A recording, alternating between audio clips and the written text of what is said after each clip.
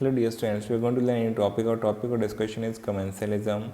It is one type of population interaction. We are going to learn about this commensalism and different examples of commensalism. Questions come from this topic. This is an important topic for exam point of view, NEET point of view. Therefore, watch the video till the end to learn all the points. Question will come from this point definitely in NEET exam. Hello प्यारे बच्चों, इस video discuss करने वाले नया topic हमारा topic का discussion है commensalism. Commensalism एक तरह का पॉपुलेशन इंटरेक्शन है, इसके बारे में डिस्कस करने वाले हैं, इसके एग्जांपल डिस्कस करने वाले हैं और एग्ज़ाम में यहाँ से क्वेश्चंस बहुत बार आए और आने वाले नीट एग्ज़ाम में भी एग्ज़ाम में क्वेश्चन डेफिनेटली आएगा यहाँ से, इसलिए वीडियो को बहुत ध्यान से देखना है, सारी बातें आपको ध्यान से सुननी है, एंड तक वीडियो को देखते रहना है। My name is Deepak Lathra. I am going to explain all this video. Now let's start the video. Our topic is commensalism. बेटा हमने पॉपुलेशन इंटरेक्शन पढ़ना शुरू किया, इसमें हमने पहले म्यूचुअलिज्म पढ़ा, दूसरा हमने प्रोटोकॉपरेशन, तीसरा हमारा टॉपिक है यहाँ पे कमेंसलिज्म इंटरेक्शन में। तो कमेंसलिज्म क्या होता है कि कमेंसलिज्म में एक स्पीसीज को तो बेनिफिट होता है, दूसरे को ना बेनिफिट होता है ना हार्म होता है, न्यूट्रल रहता है। तो यहाँ पे अगर साइन लिखना है तो एक को बेनिफिट होगा तो पॉजिटिव, दूसरे को न्यूट्रल या जीरो। यहाँ पे तो बेनिफिशियल जिसको है उसको हम क्या बोलते हैं कमेंसल, जिसको यहाँ पे न्यूट्रल रहता है उसको क्या बोलते हैं होस्ट। तो यहाँ पे interaction in which one species is benefit that is called as commensal और other species is neither harmed nor benefited, उसको क्या बोलते हैं होस्ट। तो उसके लिए यहाँ पे न्यूट्रल है तो जीरो यूज़ करेंगे बेटा। तो होस्ट क्या है, कमेंसल क्या है, ये पता लग गया। अब एग्जांपल पे आते हैं। सबसे पहले एग्जांपल क्या है, देखो epiphytes orchids growing on a mango branch. देखो बेटा यहाँ पे मैं आपको डायग्राम से सुना देता हूँ। मैंगो ब्रांच के ऊपर जो है मान लो ऑर्चिड ग्रो कर रहा है, तो इससे ऑर्चिड को तो फ़ायदा होगा, मैंगो ब्रांच को इससे कोई फ़ायदा नहीं होगा। ऑर्चिड को क्या फ़ायदा होगा, ऑर्चिड को देखो यहाँ पे इससे जो है यहाँ पे कहीं ना कहीं ये रूट्स को पेनिट्रेट कर लेता है और इससे वाटर मिनरल जो इसकी फ्लोएम के थ्रू ट्रांसपोर्ट होकर जा रहा था उसमें से ड्राइव कर लेता है अपना पानी और मिनरल। तो यहाँ पे एपीफाइट जो ऑर्चिड जो है इस तरह से अपना न्यूट्रिशन ड्राइव कर सकता है on the basis of mango branch, लेकिन मैंगो ब्रांच को ऑर्चिड के होने से कोई फ़ायदा नहीं है। तो बेटा इसलिए ये किसका एग्जाम्पल बन गया, यहाँ पे ये बन गया कमेंसलिज्म, जिसमें एक को तो बेनिफिट है दूसरे को कोई उससे इफेक्ट नहीं है। सेकेंड एग्जाम्पल क्या कमेंसलिज्म में, barnacles growing on the back of whale. जैसे आप यहाँ पे देख रहे हो इस वेल के ऊपर जो है ये बर्नेकल्स अटैच हो रखे हैं। तो ये अगर अटैच हो रखे हैं तो बर्नेकल्स को देखो यहाँ पे कोई अटैक नहीं करेगा क्योंकि ये वेल के साथ में है। ये अलग अलग जगह पे घूमने जाएंगे, जहाँ वेल जाएगी वहाँ पे घूमने जाएंगे बेटा बर्नेकल्स। ये बर्नेकल्स जो हैं यहाँ पे इनको फ़ायदा होता है, प्रोटेक्शन मिलती है, इनको साथ में थोड़ा बहुत खाने को मिल जाता है पीसेस वगैरह, लेकिन वेल को इनके होने से कोई फ़ायदा नहीं होता है बेटा। तो न्यूट्रल रहता है इंटरेक्शन, इसलिए इसको क्या बोलते हैं हम कमेंसलिज्म। तो barnacles growing on back of whale example किसका बेटा, कमेंसलिज्म का एग्जाम्पल है।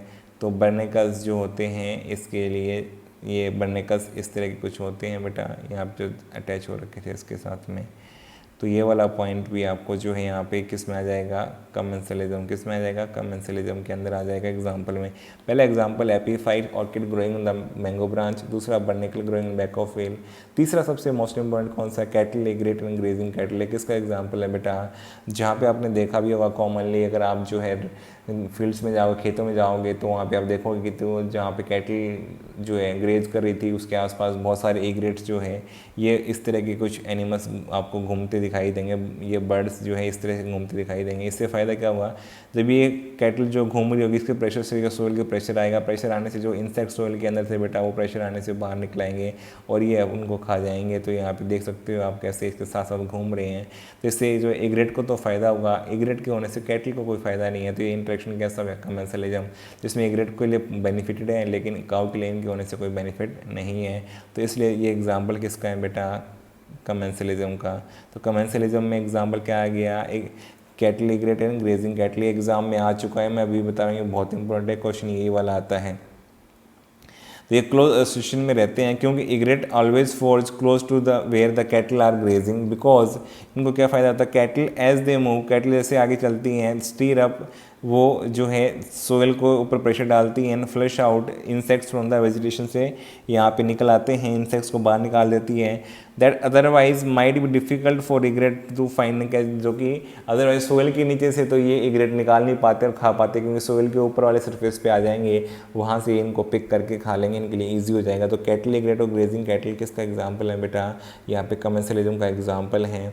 ये हमारा थर्ड एग्जाम्पल रहा कमेंसलिज्म। और फोर्थ एग्जांपल कौन सा है बेटा, जो कि ये भी बहुत इंपॉर्टेंट है, सी एनिमन एंड क्लोन फिश। अब आप यहाँ पे कंफ्यूज मत होना, सी एनिमन और हर्मिट क्रैब प्रोटोक ऑपरेशन का है, और सी एनिमन और क्लोन फिश जो है ये एग्जांपल किसका है बेटा, यहाँ पे हमारा कमेंसलिज्म का। इसमें सी एनिमन को जो है यहाँ पे कोई फ़ायदा नहीं होता, क्लोन फिश को ही फ़ायदा होता है। क्यों होता है? क्योंकि सी एनिमन के जो यहाँ पे स्ट्रिंग टेंटिकल्स या नेमेटोसिस से वो हार्ड हो जाएंगे, जब उस पर सी एनिमन पे खतरा आएगा तो क्लोन फिश उसके टेंटिकल के बीच में रहेगी बेटा।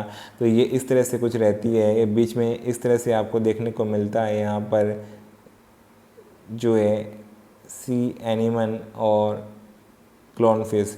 तो ये आपको दिखाई दे रही है क्लोन फिश इसके स्ट्रिंग टेंटाकल्स के बीच में यहाँ पे छिपी हुई है।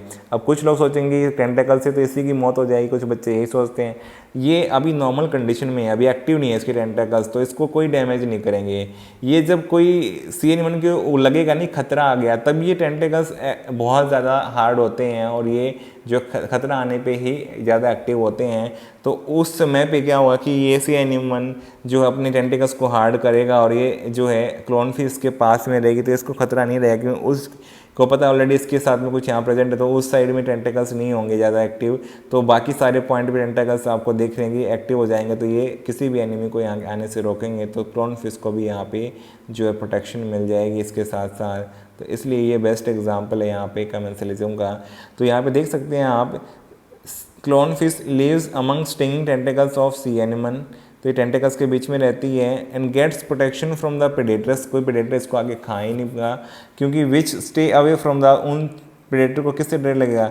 स्टिंगिंग टेंटिकल्स जो है यहाँ पे सी एनिमन की, उससे खतरा रहता है। तो इसलिए क्लोन फिश को खाने कोई प्रेडेटर आएगा नहीं, तो क्लोन फिश को फ़ायदा हो जाएगा, प्रोटेक्शन मिल जाएगी। तो इसके लिए तो ये कैसा हो गया बेटा, बेनिफिशियल। सी एनिमन को क्लोन फिश के होने से कोई फ़ायदा नहीं होता, इसके लिए न्यूट्रल हो गया। तो यहाँ पे कमेंसल कौन है? क्लोन फिश है, और सी एनिमन क्या है बेटा? होस्ट है। तो यहाँ पे प्रोटेक्शन प्रोवाइड करता है ये क्लोन फिश को। तो ये किसका एग्जाम्पल है बेटा? कमेंसलिज्म का। तो कमेंसलिज्म में 4 एग्जाम्पल याद करने हैं। एक तो epiphyte orchid growing on mango branch, दूसरा क्या है? बर्नेकल्स ऑन बैक ऑफ व्हेल, तीसरा क्या है? कैटलिग्रेट ऑफ ग्रेजिंग कैटल, और चौथा क्या है? सी एनिमन और यहाँ पे क्लोन फिश। तो ये सिर्फ एग्जाम्पल ही आपको एग्जाम में याद करके जाने हैं, एग्जाम्पल से क्वेश्चन आते हैं। कौन सा कमेंसलिज्म का एग्जाम्पल है और कौन सा नहीं है, यही आपसे पूछता है पर्टिकुलरली बेटा वहाँ पे। और या कमेंसलिज्म का किस तरह का इंटरेक्शन होता है, इसमें एक को बेनिफिट होता है, दूसरे के लिए जो न्यूट्रल रहता है। तो ये आपसे कमेंसलिज्म में क्वेश्चन आए हुए हैं, और ये इससे ज़्यादा क्वेश्चन एग्जाम में नहीं आएगा कभी भी। आपको इतनी बातें समझ में आ गई हैं। अगर आपको फिर से वीडियो देखना है, वीडियो को फिर से रिपीट कर सकते हैं, तो आपको और ज़्यादा समझ में आएंगे और ज़्यादा याद रहेंगी सारी बातें। तो वीडियो अगर आपको पसंद आए तो वीडियो को लाइक करो, कमेंट करके बताओ मुझे, चैनल पे नए चैनल सब्सक्राइब करो, अपने फ्रेंड के साथ शेयर करो। Thank you for watching.